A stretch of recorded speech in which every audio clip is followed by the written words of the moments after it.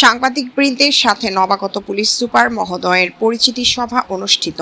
16 মে 2026 তারিখে সাতক্ষীরা জেলা পুলিশের আয়োজনে পুলিশ লাইন্স ড্রিল শেডে জেলার বিভিন্ন প্রিন্ট ও ইলেকট্রনিক মিডিয়ার সাংবাদিকদের সাথে পরিচিতি সভা অনুষ্ঠিত হয়। উক্ত সভায় সভাপতিত্ব করেন সাতক্ষীরা জেলার সুযোগ্য পুলিশ সুপার জনাব আবু সালেহ মোহাম্মদ আশরাফুল আলম মহোদয়। অনুষ্ঠানের শুরুতেই নবাগত পুলিশ সুপার মহোদয় জেলার সকল প্রিন্ট ও ইলেকট্রনিক মিডিয়ার সাংবাদিকবৃন্দের সাথে পরিচিতি হন। উপস্থিত সকল সাংবাদিকদের সাথে মুক্ত আলোচনার ব্যবস্থা করা হয়। পুলিশ সুপার মহোদয় তার বক্তব্যে বলেন, সাংবাদিকরা হলো সমাজের দর্পণ।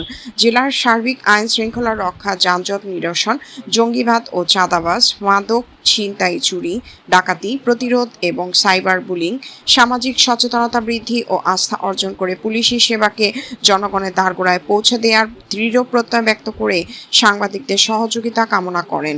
এ সময় আরও উপস্থিত ছিলেন অতিরিক্ত পুলিশ সুপার প্রশাসন ও অর্থ জনাব এস.এম. রাজু আহমেদ, অতিরিক্ত পুলিশ সুপার ডিএসবি জনাব মিথুন সরকার, সহকারী পুলিশ সুপার তালা সার্কেল জনাব শেখ মোহাম্মদ নুরুল্লাহ সহ সাতক্ষীরা জেলা পুলিশের বিভিন্ন পদমর্যাদার সদস্যবৃন্দ এবং প্রিন্ট ও ইলেকট্রনিক মিডিয়ার সাংবাদিকবৃন্দ।